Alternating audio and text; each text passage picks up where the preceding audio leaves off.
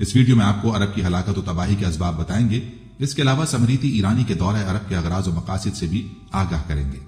आज की वीडियो बहुत अहम है, इसलिए आपसे गुजारिश है कि वीडियो को आखिर तक जरूर देखिएगा। नाज़रीन, अरबों को अल्लाह ताला ने बेहद फजीलत बख्शी है, क्योंकि हमारे प्यारे नबी सल्लल्लाहु अलैहि वसल्लम भी अरब से ताल्लुक रखते थे और उन्हीं लोगों में उन्हें मबूस फरमाया गया था। और सबसे बढ़कर अल्लाह ताला ने अपनी आखिरी किताब कुरान मजीद भी अरबी ही में नाजिल फरमाई, जिसकी वजह से अरबों को तमाम दुनिया में एक अलग मकाम हासिल है। इसके अलावा भी अल्लाह ताला ने अरबों को न सिर्फ तमाम उम्मत मुस्लिमा पर फजीलत बख्शी है, बल्कि बाकी दुनिया में भी वो बुलंद मकाम रखते हैं। मगर अफसोस की बात यह है कि उन्होंने इस इम्तियाजी हैसियत का पास नहीं रखा, बल्कि उनके अशराफिया यानी उमरा के तबके ने अल्लाह की अता करदा नेमतों और इम्तियाजी हैसियत की कदर नहीं की। हम सब जानते हैं कि अरब इमारात यानी दुबई में एक फाहश मुआशरे को फरोग देने वाले यही अरब हैं, और अब सरजमीन अरब में भी ये फितने सर उठा रहे हैं। जैसे कि कुछ अरसे पहले अरब में भारतीय मौसीकारों को बुलाकर कॉन्सर्ट करवाया गया और इस्लामी सकाफत की धज्जियां भी खेली गईं। अरब जो ऐसी सरजमीन से ताल्लुक रखते हैं जहां से इस्लाम का नूर फूटा और दुनिया में एक नई सकाफत की बुनियाद रखी गई, जिसे आप सल्लल्लाहु अलैहि वसल्लम ने तरवीज और तरक्की दी। यूं अरब लोग न सिर्फ इस्लामी सकाफत और रवायात के अमीन और वारिस हैं जो इस्लाम के नाम पर कायम हुई, बल्कि पूरी दुनिया में मुसलमानों के नुमाइंदे भी अरब ही हैं। अब ऐसे में अगर वो इस्लामी अक़दार को पामाल करते हैं तो पूरी उम्मत मुस्लिमा को तकलीफ पहुंचाते हैं। जब कौमों में बदअमली, बदखलकी, गफलत, बेराहरवी इज्तिमाई तौर पर घर कर जाती है तो तबाही और बर्बादी उसका मुकद्दर बन जाती है। इंसान ने यकीनन हर दौर में कोशिश की है कि उसकी इज्तिमाई और मुआशरती जिंदगी मुस्तहकम रहे। जब हयात इंसानी के इर्तिका पर नजर डालें तो हमें इसका रुख इज्तिमाइयत की तरफ ही नजर आता है। तारीख इंसानी ने मुख्तलिफ मुआशरे तश्कील दिए और गर्दिश जमाना ने मुख्तलिफ मुआशरों को पैबंद खाक भी किया। जब वो इज्तिमाई तौर पर फितरत के खिलाफ चलें, जब वो कानून कुदरत को तोड़कर उसकी नाफरमान और गुस्ताख बनी और खुदा के मुतय्यन करदा उसूलों से इनहराफ किया। बनी नौ इंसान को इनफरादी बदअमली की सजा दुनिया में नहीं मिलती, उसका हिसाब किताब आखिरत में है। मगर जब कौमें इज्तिमाई तौर पर बदअमल हो जाएं तो उसकी सजा दुनिया में ही मिल जाया करती है। जब कौमों में बदअमली, बदखलकी, गफलत, बेराहरवी इज्तिमाई तौर पर घर कर जाती है तो तबाही और बर्बादी उसका मुकद्दर बन जाती है। और तारीख ने ऐसे कई मनाजिर देखे भी हैं। कुरान करीम ने भी मुख्तलिफ कौमों की तबाही का जिक्र किया है जिनमें अखलाकी खराबियां इज्तिमाई तौर पर घर कर गई थी। क्या उन्होंने नहीं देखा कि हमने उनसे पहले कितनी ही कौमों को हलाक कर दिया, जिन्हें हमने जमीन में ऐसा मजबूत और पायदार इख्तियार दिया था कि ऐसा इख्तियार तुम्हें भी नहीं दिया, और हमने उन पर लगातार बरसने वाली बारिश भेजी और हमने उनके मकानात और महल्लात के नीचे से नहरें बहाई। फिर इतनी पुरायश और इशरत वाली जिंदगी देने के बावजूद हमने उनके गुनाहों के बायस उन्हें हलाक कर दिया और उनके बाद हमने दूसरी उम्मतों को पैदा किया। सूरह नाम आयत 6। इसी तरह अल्लाह ताला सूरह यूनुस में फरमाता है, और बेशक हमने तुमसे पहले बहुत सी कौमों को हलाक कर दिया जब उन्होंने जुल्म किया और उनके रसूल उनके पास वाज़ेह निशानियां लेकर आए, मगर वो ईमान लाते ही न थे। इस तरह हम मुजरिम कौम को उनके अमल की सजा देते हैं। सूरह यूनुस आयत 13। फिर अल्लाह ताला सूरह हजर में फरमाता है, और हमने कोई भी बस्ती हलाक नहीं की मगर इस बिना पर कि उनके पास हमारी एक रोशन किताब थी जिसकी उन्होंने खिलाफ वर्जी की, सो हमने उनको अंजाम तक पहुंचा दिया। नाज़रीन, सूरह मरियम में इरशाद होता है, और हमने उनसे पहले कितनी ही कौमों को हलाक कर दिया, क्या आप उनमें से किसी का वजूद बाकी देखते हैं या किसी की कोई आहट भी सुनते हैं? हम तारीख के सभी अदवार खंगाल कर इस नतीजे पर पहुंचते हैं कि बहैसियत मजमूई इंसान की मुआशरती जिंदगी में बिगाड़ गालिब रहा और इस्लाह के बहुत कम आसार देखने को मिलते हैं। इसी मजमूई बिगाड़ के नतीजे में कौमें ज़वाल पजीर हुई और अपने अंजाम को पहुंची। जब हम कुरान करीम का मुतालिया करते हैं तो हम देखते हैं कि कुदरत कौमों के उरूज और ज़वाल और तबाही और बर्बादी के कवानीन के इत्तलाक में कौमों के दरमियान फर्क नहीं करती। जो कवानीन यहूद और नसारा के लिए हैं वही उम्मत मुस्लिमा के लिए हैं, जो उसूल अहले बातिल के लिए हैं वही अहले हक के लिए हैं, जो ज़ाब्ते अहले कुफर के लिए हैं वही अहले ईमान के लिए हैं। कुरान करीम में बयान करदा कवानीन अटल हैं जिनमें तब्दीली नहीं हुआ करती। इनको सुन्नतुल्लाह कहा गया है। यही अल्लाह की सुन्नत, अल्लाह करीम की आदत, अल्लाह का कानून, अल्लाह का उसूल ज़ाब्ता और तौर तरीका रहा उन लोगों में जो तुमसे पहले गुजर चुके, और यही तुम्हारे लिए हैं। तुम अल्लाह के कानून और ज़ाब्ते में कोई तब्दीली हरगिज नहीं पाओगे। कुरान का पैमाना हमारे सामने है, इससे हम खुद को परख सकते हैं कि हम कहां खड़े हैं और हमारे साथ क्या हो रहा है और क्यों हो रहा है। इस वक्त मिल्लत इस्लामिया कई बड़े बड़े फितनों और सदमों में घिरी है। हर बड़ा फितना चाहे वो मुल्की सतह पर हो या आलमी सतह पर, सकूत बगदाद हो या सकूत उंदलस یا خلافت عثمانیہ کا خاتمہ ہو یا مسئلہ فلسطین اور کشمیر، مشرقی تیمور ہو یا چیچنیا، بوسنیا، کوسوو، سرب اور برمی مسلمانوں کی نسل کشی ہو، یا افغانستان و عراق، شام، لیبیا کی مسماری یا ہندوستان میں اٹھتے مسلم کش فسادات ہوں، یہ سب امت مسلمہ کو بیدار کرنے، آزمائش پرکھنے اور انہیں خواب غفلت سے جگانے کے لیے رونما ہو رہے ہیں۔ اور یہ سب دیکھ کر ان کا خون کھولتا ہے یا نہیں؟ ان کا سویا ہوا ضمیر جاگتا ہے یا نہیں؟ ان کی ٹوٹی اور مری ہوئی غیرت جاگتی ہے یا نہیں؟ مگر شاید ہم سب ان آزمائشوں میں بری طرح ناکام رہے ہیں۔ یہ سب کچھ دیکھ کر بھی ہمارا خون نہیں کھولا، ہماری مردہ غیرت نہیں جاگی، ہمارے سوئے ضمیر بیدار نہیں ہوئے۔ بغداد جلتا رہا، قوم سوئی رہی، کابل اجڑتا رہا، قوم مدہوش تھی، عراق برباد ہو گیا، قوم بے غیرتی کی چادر اوڑھے رہی، لیبیا پر آگ و آہن کی بارش ہوئی، قوم غفلت سے بیدار نہ ہوئی، فلسطین و کشمیر، برما میں مسلمانوں کی نسل کشی جاری، قوم کی آنکھیں نہیں کھل رہی۔ ہمارے عظیم جنرل صلاح الدین ایوبی کی قبر کو ٹھڈے مار گئے اور کہا گیا، لو صلاح الدین، ہم یہاں تک آ پہنچے، تم کب تک سوتے رہو گے؟ دراصل یہ صلاح الدین ایوبی کی قبر کو ٹھڈا نہیں تھا، بلکہ ملت اسلامیہ کے وجود پر ٹھڈا تھا۔ ہمیں کہا گیا، ہمیں للکارا گیا کہ لو ہم یہاں تک پہنچائے، تم غفلت سے کب اٹھو گے؟ تمہارے مردہ ضمیر کب جاگیں گے؟ تمہاری خوابیدہ مردہ روحیں کب بیدار ہوں گی ہم سے مقابلے کو؟ مگر افسوس، ہم نے دشمن کی للکار پر کان نہیں دھرے۔ ہم 313 تھے تو زمانے کی کایا پلٹ دی، آج ہم 1.5 ارب ہیں مگر کوئی حیثیت نہیں رکھتے، بے جان مٹی کا ڈھیر ہے۔ مٹی میں بھی اگر جان ہو تو بڑے بڑے تناور شجر پیدا کر کے سائبان تو مہیا کرتی ہے، مگر ہماری پوری ملت اسلامیہ کے وجود کی مٹی اس سے بھی گئی گزری ہے، بالکل مری کھپی اور بے جان ہے کہ کوئی دیدور پیدا نہیں کر پا رہی جو سائبان بن کر امت پر سایہ فگن ہو۔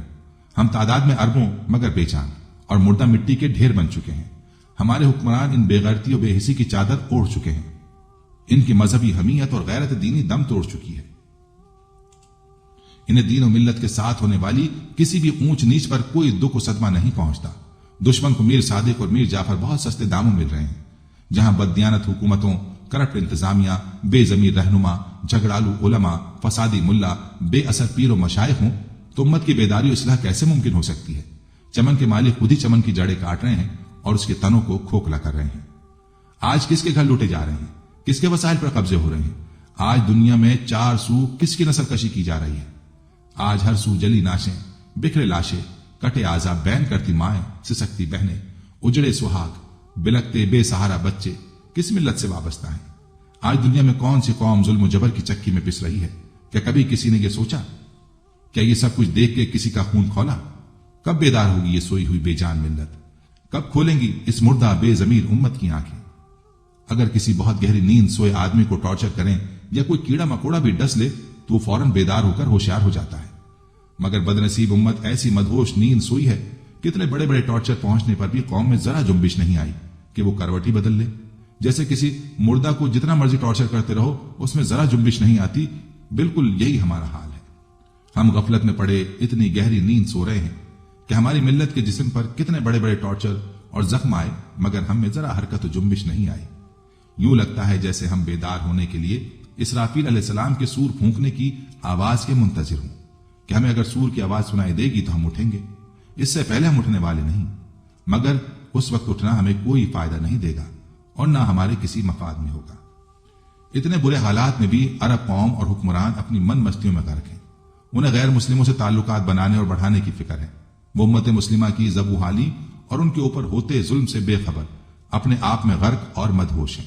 آج ہمارے اندر ایمان کمزور ہے، مغرب کی مکاری و تہذیب و فلسفے نے ہماری ایمان کی جڑوں کو کھوکھلا کر دیا ہے۔ ہم صرف نام کے مسلمان رہ گئے ہیں، ہمارے کردار یہود و نصارہ سے بھی گئے گزرے ہیں۔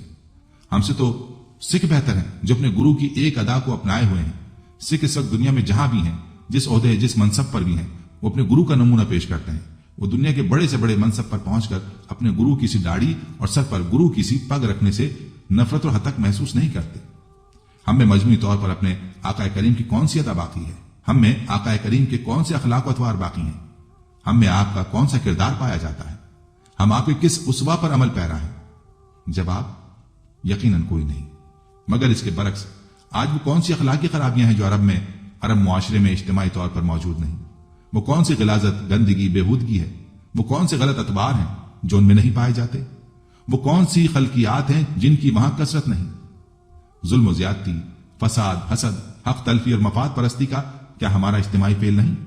منشیات کے بازار، حوث کے اڈے، شراب خانے، جوا، زناکاری، سود و حرام خوری، دھوکہ دہی، بددیانتی، جھوٹ، خوشامد، دوغلے پن، ہرس، سب کچھ عرب میں موجود ہے۔ اب تشدد، تعصب، عصبیت اور انسانی دشمنی کے ایسے کون سے مظاہرے ہیں جو ہمارے اسلامی معاشرے میں دیکھنے کو نہیں ملتے؟ ان سوالات کا جواب یقیناً ہاں میں ملے گا۔ یہ عرب ہی ہیں جو حال مست اور مال مست ہیں، جو اپنے پیارے پیغمبر صلی اللہ علیہ وسلم کی تمام تعلیمات کو فراموش کر چکے ہیں اور اب تباہی کے راستے پر چل رہے ہیں۔ اگر ایسے میں عرب پر تباہی نہیں آئے گی تو اور کیا ہوگا؟ کتاب الفتن میں بیان ہے کہ نبی کریم صلی اللہ علیہ وسلم نے فرمایا، ایک بلا سے جو نزدیک آ گئی ہے عرب کی خرابی ہونے والی ہے۔ دوسری روایت میں آتا ہے کہ ہم سے مالک بن اسماعیل نے بیان کیا، کہا ہم سے سفیان بن عینہ نے بیان کیا، انہوں نے زہری سے سنا، انہوں نے عروہ سے، انہوں نے زینب بنت ام سلمہ رضی اللہ عنہا سے، انہوں نے ام حبیبہ رضی اللہ عنہا سے، اور انہوں نے زینب بنت حجش رضی اللہ عنہا سے کہ انہوں نے بیان کیا کہ نبی کریم صلی اللہ علیہ وسلم نیند سے بیدار ہوئے تو آپ کا چہرہ سرخ تھا اور آپ صلی اللہ علیہ وسلم فرما رہے تھے کہ اللہ کے سوا کوئی معبود نہیں۔ عربوں کی تباہی اس بلا سے ہوگی جو قریب ہی آ لگی ہے۔ آج یاجوج ماجوج کی دیوار میں سے اتنا سوراخ ہو گیا اور سفیان نے 90 یا 100 کے عدد کے لیے انگلی باندھی تو پوچھا گیا کہ ہم اس کے باوجود ہلاک ہو جائیں گے کہ ہم میں صالحین بھی ہوں گے؟ فرمایا ہاں، جب برائی بڑھ جائے گی تو ایسا ہی ہوگا۔ ناظرین، 2024 میں وہ علامتیں زیادہ قریب آتی محسوس ہو رہی ہیں جو آپ صلی اللہ علیہ وسلم نے قیامت کے حوالے سے بتائی تھی۔ رسول اللہ صلی اللہ علیہ وسلم ایک دن لوگوں کے ساتھ تشریف رکھتے تھے کہ ایک نیا آدمی خدمت میں حاضر ہوا اور پوچھا، یا رسول اللہ صلی اللہ علیہ وسلم، ایمان کیا ہے؟ حضور صلی اللہ علیہ وسلم نے فرمایا کہ ایمان یہ ہے کہ تم اللہ اور اس کے فرشتوں، رسولوں اور اس کی ملاقات پر ایمان لاؤ اور قیامت کے دن پر ایمان لاؤ۔ انہوں نے پوچھا، یا رسول اللہ، اسلام کیا ہے؟ حضور نے فرمایا کہ اسلام یہ ہے کہ تنہا اللہ کی عبادت کرو اور کسی کو اس کا شریک نہ ٹھہراؤ، نماز قائم کرو، فرض زکوٰۃ ادا کرو اور رمضان کے روزے رکھو۔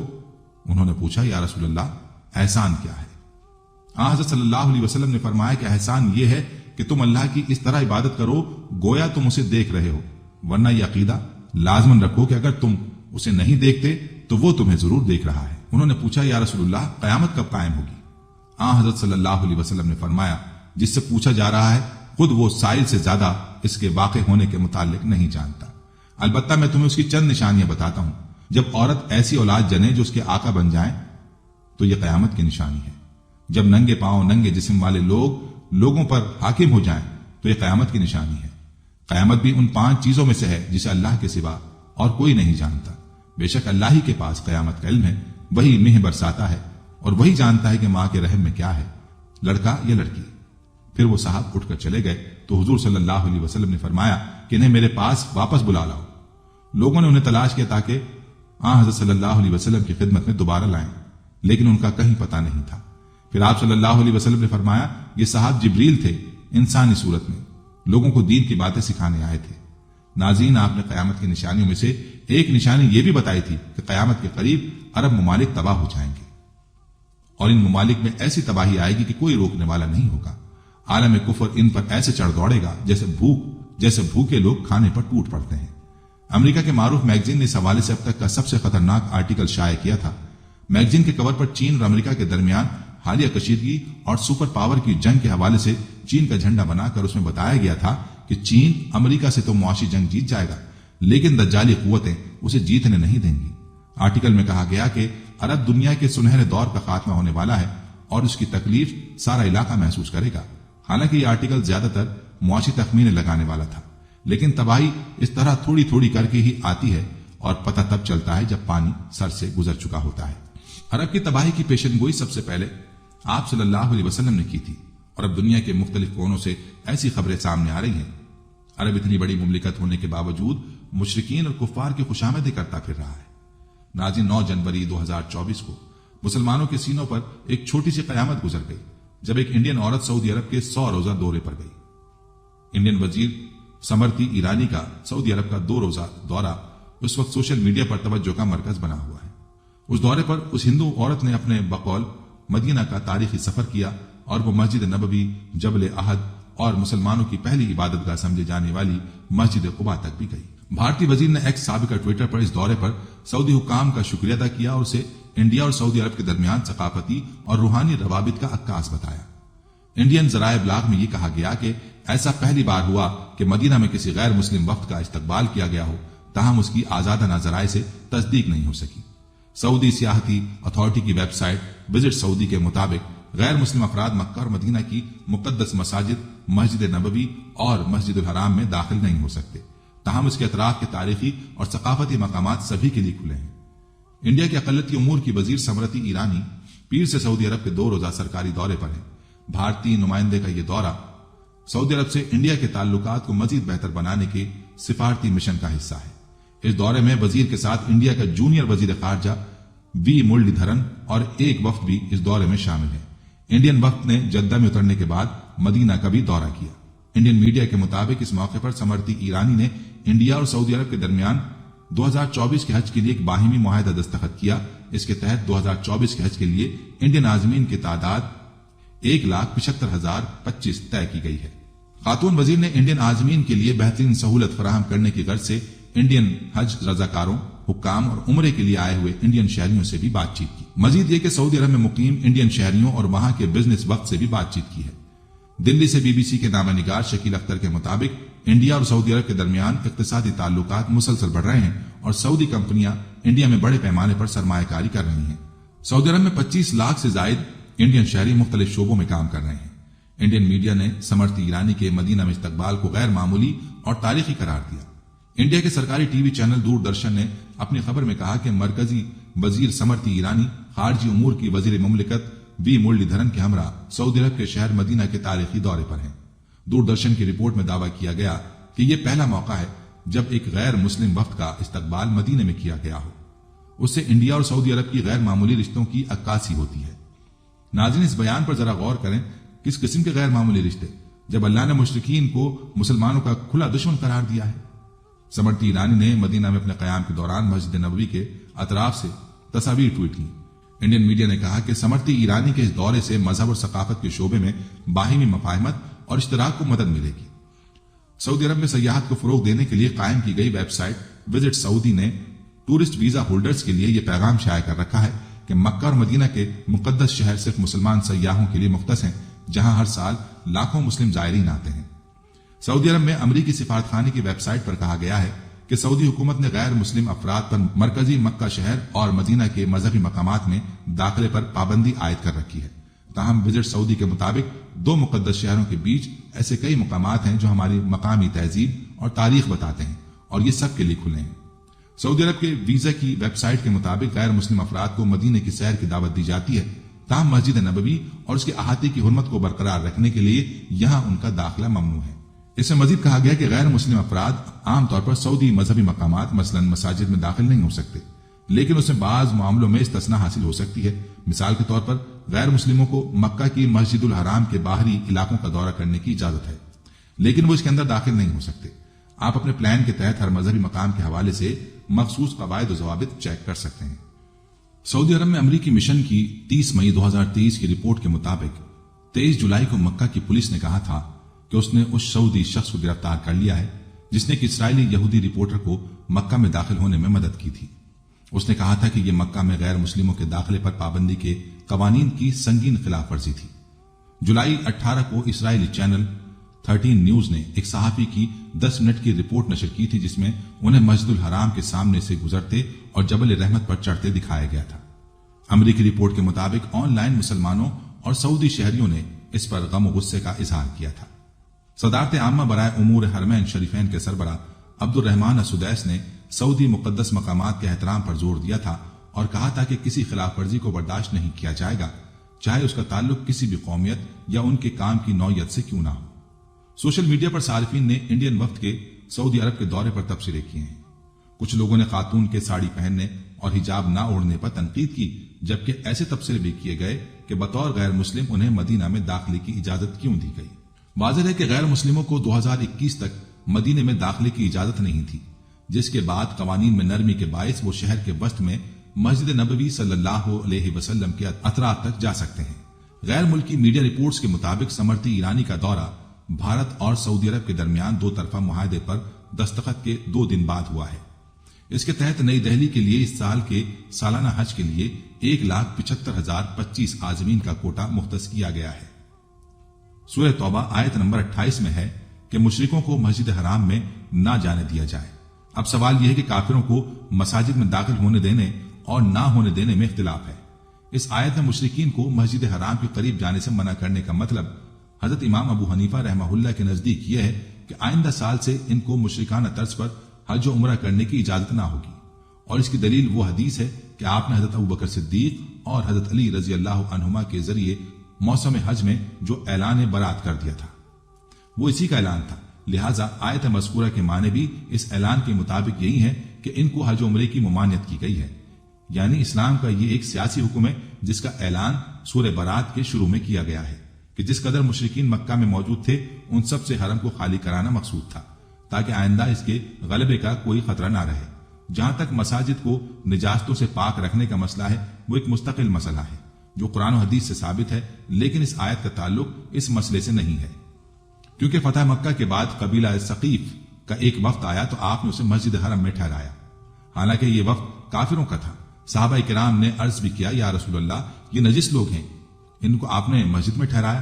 तो आपने जवाब में इरशाद फरमाया कि मस्जिद की जमीन पर इनकी निजासत का कोई असर नहीं पड़ता। इससे मालूम हुआ कि मुशरिकीन को जो नजिस कहा गया है वो कुफ्र और शिर्क की निजासत है। नेज हदीस में है कि आप सल्लल्लाहु अलैहि वसल्लम ने हजरत जाबिर बिन अब्दुल्ला से यूं फरमाया कि कोई मुशरिक मस्जिद के पास ना जाए बजुज इसके कि मुसलमान का गुलाम या उसकी लौंडी हो। इस हदीस में काफिर गुलाम और काफिरा बांदी को मस्जिद में दाखिले की इजाजत दी। इन्हीं आयात और हदीस की बुनियाद पर किसी जरूरत से अगर बा इजाजत खलीफतुल मुस्लिमीन अगर काफिर मस्जिदुल हराम में दाखिल होना चाहे तो हो सकता है, और जाहिरी निजासत की हालत में तो काफिर और मुसलमान दोनों का दाखिला मस्जिद में ममनू है। फिर जमहूर के नजदीक मस्जिदुल हराम से मुराद पूरा हुदूद हरम है जो हजरत इब्राहिम अलैहिस्सलाम ने खींचा था। फिर आप सल्लल्लाहु अलैहि वसल्लम ने इसका दायरा और वसी कर दिया कि पूरा जजीरतुल अरब से काफिरों को निकालने का हुक्म फरमाया कि मक्का मुकर्रमा इस्लाम की मरकजी जगह है और ये इस्लाम का किला है, यहाँ किसी गैर मुस्लिम को रखना गवारा नहीं किया जा सकता। चुनाचे हजरत उमर रजी अल्लाह अन्हु ने इसको पूरा किया। बस जब पूरे हुदूद हरम बल्कि जजीरा अरब में मुशरिकीन का दाखिला ममनू हो गया तो उनको मस्जिदुल हराम में आने का मसला ही पैदा नहीं होता। इससे आपको इमाम अबू हनीफा रहमहुल्लाह की तफसीर, हदीस और फिक़ह में बसीरत नामा का अंदाजा हो गया होगा। गैर मुस्लिमों की साल भर तिजारत और हज उम्रे के लिए आमदोरफ्त बंद होने से वो सामान्य तिजारत जो वो लाया करते थे और दूसरे माली फवाइद जो उनकी आमद से अहले मक्का को हासिल होते थे लाजमन खत्म होते थे। तो अल्लाह ताला ने संदेशे को रफा करने और मुसलमानों को तसल्ली देने के लिए ये अल्फाज नाजिल फरमाए कि तिजारत और कारोबार की बंदिश की फिक्र मत करो, अल्लाह ताला चाहेगा तो तुम्हें जरूर गनी कर देगा, वो सब कुछ जानता है। ये तो उसके लिए कोई बात ही नहीं कि वो मुसलमानों को गनी कैसे करता है, मगर उसका हर काम और हर तरीका हिकमत पर मबनी है। चुनाचे उसके बाद फतूहात आलम का वो सिलसिला शुरू हुआ कि कैसर और कसरा के खजाने मुसलमानों के हाथ आए और वो सब अल्लाह के फजल से गनी हो गए। फिर हज उम्रा करने वाले मुसलमानों की इतनी कसरत हुई कि अहले मक्का के लिए फुकर का मसला ही ना रहा। उस वक्त 1431 हिजरी में तकरीबन 35 से 40 लाख हाजियों ने हज अदा किया और हुकूमत सऊदीया का अंदाजा है कि चंद ही साल में ये तादाद 1 करोड़ तक पहुंच जाएगी और हुकूमत उसके मुताबिक बाकायदा हरम की इमारत और रिहायशी इमारत की तोसी के मंसूबे पर निहायत तेजी के साथ अमल कर रही है। कुछ ऐसी रिवायात भी मिलती हैं जिसके मुताबिक यहूदी और ईसाइयों को इस मामले में कुछ रियायत मिल सकती है, जबकि मुशरिकीन और बुत परस्तों के लिए सख्त हिदायत है। अब ऐसे में इस कदम को और प्रोटोकॉल को सऊदी अरब का ऐसा अमल करार देना बिल्कुल जायज है जो उन्हें तबाही और कयामत की जानिब एक और कदम बढ़ा देगा। ये औरत जो नंगे सर मुकद्दस मकामात पर घूमती नजर आई, अक्सर मीडिया पर मुसलमानों के खिलाफ जहर उगलती नजर आती है। ये मुसलमानों को हज की सहूलियात दिलवाने नहीं बल्कि अंदर खाते अपने जाती मफादात की खातिर सऊदी हुकूमत से मिल बैठी है। इसके लिए आपको दोनों मुमालिक के ताल्लुकात बताते हैं। कुछ माजी में देखा जाए तो तकरीबन 4 साल पहले जब सऊदी अरब के वली अहद मोहम्मद बिन सलमान इंडिया के दौरे पर आए थे तो वजीर आजम नरेंद्र मोदी प्रोटोकॉल को नजरअंदाज करते हुए खुद हवाई अड्डे पहुंचा और गले मिलकर उनका पुरतपाक इस्तकबाल किया था। मोहम्मद बिन सुलेमान का यह दौरा महज रस्मी नहीं था बल्कि उसके जरिए स्ट्रेटेजिक और सिफारती हलकों में कई पैगामात जा रहे थे। मोहम्मद बिन सलमान सऊदी अरब के वजीर दिफा भी हैं। कुछ महीनों बाद यानी अक्टूबर 2019 में वजीर आजम नरेंद्र मोदी ने भी सऊदी अरब का दौरा किया। इस दौरे के दौरान इंडिया और सऊदी अरब के दरमियान एक स्ट्रेटेजिक कोऑपरेशन काउंसिल भी कायम की गई थी। हालांकि सऊदी अरब और इंडिया के ताल्लुकात बुनियादी तौर पर तेल के इर्द गिर्द मजकूर थे, लेकिन स्ट्रेटेजिक उमूर के माहिरीन का ख्याल है कि गुज़िश्ता चंद साल में ये ताल्लुकात अब तेल के अलावा स्ट्रेटेजिक ताउन पर आ गए हैं। वजीर आजम नरेंद्र मोदी ने सऊदी अरब के दौरे के दौरान वहां के अंग्रेजी अखबार अरब न्यूज से बात करते हुए वाज़ेह किया कि सऊदी अरब और इंडिया को सिक्योरिटी के हवाले से एक जैसे खदशात हैं। दिफाई इदारों के कयाम के बारे में बात करते हुए मोदी ने दोनों मुमालिक के दरमियान स्ट्रेटेजिक ताउन पर भी जोर दिया। दिसंबर 2020 में इंडियन फौजी सरबराह जनरल MM नरवाने सऊदी अरब पहुंच गया। किसी भी इंडियन फौजी सरबराह का सऊदी अरब का यह पहला दौरा था। स्ट्रेटेजिक उमूर के माहिर और लंदन के किंग्स कॉलेज में बैनुल अक़वामी उमूर के शोबे के सरबराह हरीश बी पनत ने भी BBC से बातचीत करते हुए कहा कि आज तक की तारीख में इंडिया की सबसे कामयाब खारजा पॉलिसी खलीजी मुमालिक या वस्ती एशिया के साथ है।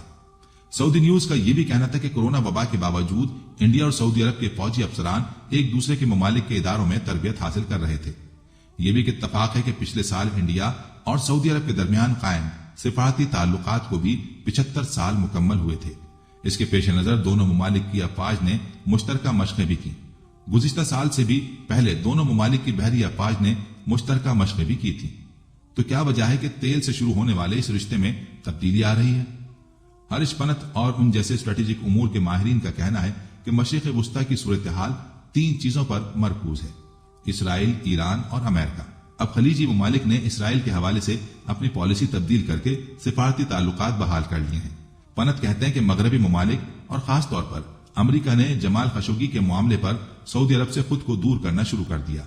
मशरिक़ वुस्ता में जो पोलराइजेशन हो रहा है उसके सिर्फ 2 ही मराकिज़ हैं, ईरान और सऊदी अरब। अब सऊदी अरब अपने आप को स्ट्रेटेजिक तौर पर मजीद मजबूत कर रहा है और उसके लिए इंडिया बेहतरीन ऑप्शन है। पनत का कहना था कि पिछले 3 साल से ज्यादा अरसे में इंडिया और सऊदी अरब के दरमियान दिफा के हवाले से बहुत कुछ हुआ है, जैसे इंटेलिजेंस मालूमात और साइबर सिक्योरिटी और इंसदाद दहशतगर्दी की मालूमात का तबादला। सिफारती हलकों में यह भी कहा जा रहा है कि ताल्लुकात में नई तब्दीलियों के बाइस जब इंडिया ने जम्मू कश्मीर से आर्टिकल 370 हटाने का ऐलान किया तो सऊदी अरब इंडिया के साथ खड़ा था।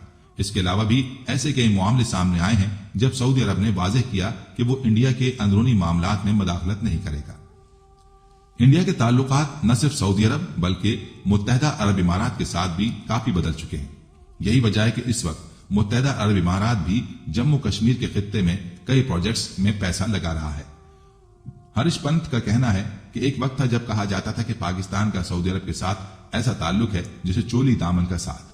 ताहम अब पाकिस्तान के बजाय सऊदी अरब ने इंडिया के साथ स्ट्रेटेजिक ताल्लुकात को मजबूत करना शुरू कर दिया है। वो इंडिया के करीब आ रहा है और उसका सेहरा मोहम्मद बिन सलमान और वजीर आजम नरेंद्र मोदी को जाता है। माहिरीन का कहना है कि पहले इंडिया के सऊदी अरब के साथ सिर्फ तिजारती ताल्लुकात थे, क्योंकि इंडिया वहां से 18% खाम तेल दरामद करता रहा है, लेकिन अब ये ताल्लुकात दरामद से ज्यादा हो गए हैं। सऊदी अरब के फौजी कमांडर लेफ्टिनेंट जनरल फहद बिन अब्दुल्ला मोहम्मद अल मुतीर को इंडियन साख के मिसाइल, ड्रोन, हेलीकॉप्टर्स, बख्तरबंद गाड़ियां और तोपखाना दिखाया गया। सऊदी फौज के कमांडर के साथ फौजी वफद को बताया गया कि इस बार इंडिया ने मुल्क के दिफाई बजट का 25% हिस्सा दिफा से मुतालिक स्टार्टअप्स और दिफा से मुतालिक तहकीक और तरक्की के लिए मुख्तस किया। वजह साफ है कि अरब जैसा मुस्लिम मुल्क इंडिया जैसे इस्लाम दुश्मन मुल्क के साथ अपनी जड़ें मजबूत कर रहा है और वजह है हिर्स तमा और पैसा। अरब मुल्क खुद अपनी तबाही की जानिब कदम बढ़ा रहा है और इसके बारे में कयामत की निशानियां पूरी हो रही हैं। माहिरीन का कहना है कि मशरिक़ वुस्ता की मौजूदा सूरत हाल के पेश नजर सऊदी अरब स्ट्रेटेजिक तौर पर मजीद मजबूत होना चाहता है और वो भी अमेरिका से दूरी के बावजूद। ऐसे में इंडिया के साथ बेहतर ताल्लुकात बनाने में उनके लिए कोई रुकावट नहीं। खारजा और स्ट्रेटेजिक उमूर के माहिर सीनियर सहाफी मनोज जोशी का कहना था कि ताल्लुकात में ये तब्दीली की शुरुआत सऊदी अरब की जानिब से हुई है। जहां कभी पाकिस्तान की फौज की एक पूरी ब्रिगेड सऊदी अरब में तैनात हुआ करती थी। जोशी कहते हैं कि मोहम्मद बिन सलमान ने बहुत सी तब्दीलियां करना शुरू की। पाकिस्तान की ब्रिगेड को हटा दिया गया। अब सऊदी अरब अपनी फौज को जदीद बना रहा है। यहां तक कि अमेरिका ने वहां पर तैनात पैट्रियट मिसाइलों को हटा दिया। अब सऊदी अरब तेल के बाद की अपनी मईशत को मजबूत बनाने के लिए काम कर रहा है। उनका ख्याल है कि सऊदी अरब इंडिया के साथ भी बेहतर स्ट्रेटेजिक ताल्लुकात उस्तवार करना चाहता है, क्योंकि उसे किसी इस्लामी मुल्क पर भरोसा नहीं। जोशी के मुताबिक सऊदी अरब अब इस्लामी ममालिक के बारे में बहुत मोहतात है, क्योंकि उन ममालिक में मुसलमानों के अंदर मुख्तलिफ फिरकों के दरमियान कशीदगी है।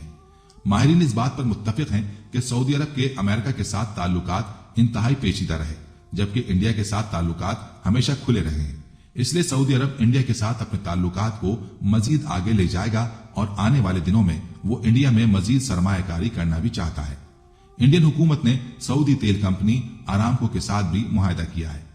इंडिया के कौमी सलामती के नायब मुशीर अरविंद गुप्ता ने बीबीसी को बताया कि सऊदी अरब भी तेजी से अपना प्रोफाइल तब्दील कर रहा है और 2030 तक कम से कम 14 से 15 ऐसे शोबों की निशानदही कर चुका है जहां वो जदीदियत लाना चाहता है।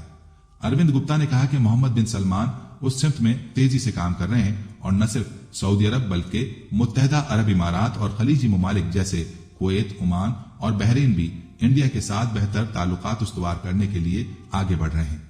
इंडिया भी इस सिमत में आगे बढ़ रहा है और ये एक बड़ी सिफारती कामयाबी है। नाज़रीन, ये सब इत्तलात यूं तो माजी से ताल्लुक रखती हैं, लेकिन इस बार एक नजिस औरत का मदीना में आने का मौका भी किसी बड़ी तबाही के आगाज का पेश खेमा है। जब इसराइल में फलस्तीन की जंग शुरू हुई तो मुस्लिम दुनिया के प्रेशर की वजह से इंडिया को सऊदी अरब के साथ अपने मुश्तरका मफादात डूबते हुए नजर आए, क्योंकि इसराइल का साथ देने की बिना पर सऊदी अरब ने इंडिया के साथ इजहार नाराजगी किया था, जिसके नतीजे में खातून वजीर को वफ्द के साथ भेजकर इस मामले को रफा दफा करने की कोशिश की गई। दरहकीकत इसका मकसद मुसलमानों के लिए हज का जायजा लेना नहीं बल्कि दोस्ताना ताल्लुकात बहाल करना था। इसलिए हज की सहूलियात को बहाना बनाया गया। आपको बताते चलें कि यूं इसराइल के साथ और एक मुशरिक मुल्क को अपने असले और दीगर तमाम उमूर में जगह देना और उन पर अंधा एतबार करना मुसलमान होने के नाते सिरे से ही हिकमत के खिलाफ है, क्योंकि हिकमत भी मुसलमान की मीरास शुमार होती है, जबकि अरब की बढ़ती हुई कम अकली इस बात का इशारा दे रही है कि गुज़िश्ता जिन कौमों पर हलाकत या अजाब आया उन पर भी इसी तरह पहले बदहवासी और कम अकली को मुसल्लत किया गया था, जिसके नतीजे में वो मकाम इबरत बनकर रह गई। नाज़रीन, पाकिस्तान के मारूफ मजहबी स्कॉलर डॉक्टर इसरार अहमद मरहूम ने चंद बरस कबल एक इज्तिमा के दौरान खिताब करते हुए ग्रेटर इसराइल और मुसलमानों की हालात जार से मुताल्लिक नबी करीम की पेशगोई का जिक्र किया था। आपने कहा था कि ग्रेटर इसराइल बनेगा और जरूर बनेगा, क्योंकि हदीस शरीफ में इसकी खबर दी गई है। तमाम मुसलमान ममालिक मुसलमानों के हाथ से निकल जाएंगे। इराक, उर्दून, यहां तक कि तुर्की भी और सऊदी अरब का भी शुमाली हिस्सा हाथ से निकल जाएगा। अलबत्ता मदीने पर कब्जे के लिए यहूदी जो प्रोग्राम बनाकर बैठे हैं, अल्लाह ताला उसे पूरा नहीं होने देगा। मदीने में दाखिले की उनको इजाजत नहीं मिलेगी। ये सारा कुछ होने वाला है। वो वक्त भी आने वाला है जब हुजूर सल्लल्लाहु अलैहि वसल्लम की हदीस मुबारका के मुताबिक एक शख्स के अगर 1000 बेटे होंगे तो 999 खत्म हो जाएंगे और एक बचेगा। ये वक्त भी आने वाला है कि हुजूर फरमाते हैं कि इतनी खौफनाक जंग होगी जिसमें बेपनाह खून रेजी होगी और पूरी जमीन लाशों से हट जाएगी, और ऐसा होगा कि मुर्दार खोर परिंदे, गिद्ध, चील, कव्वे वगैरह तो लाशों को नोच खाने के लिए उतरा करेंगे, मगर नफासत पसंद परिंदे जो लाश के ऊपर उतरने से गुरेज करते हैं, तो उनमें से एक परिंदा उड़ता चला जाएगा और उसको जमीन पर कहीं उतरने की जगह नहीं मिलेगी, क्योंकि जमीन सारी लाशों से हटी पड़ी होगी, यहां तक कि थक हार कर जब उसके पर मुसलसल परवाज से जवाब दे जाएंगे तो वो गिरेगा और जमीन पर मौजूद लाश पर गिरेगा। ये वक्त आने वाला है और ये वक्त यहूदियों के सपोर्टर्स हैं। उस वक्त उनके हाथ आएगा। ये सपोर्टर्स मुकम्मल तौर पर यहूदियों के हाथ में हैं।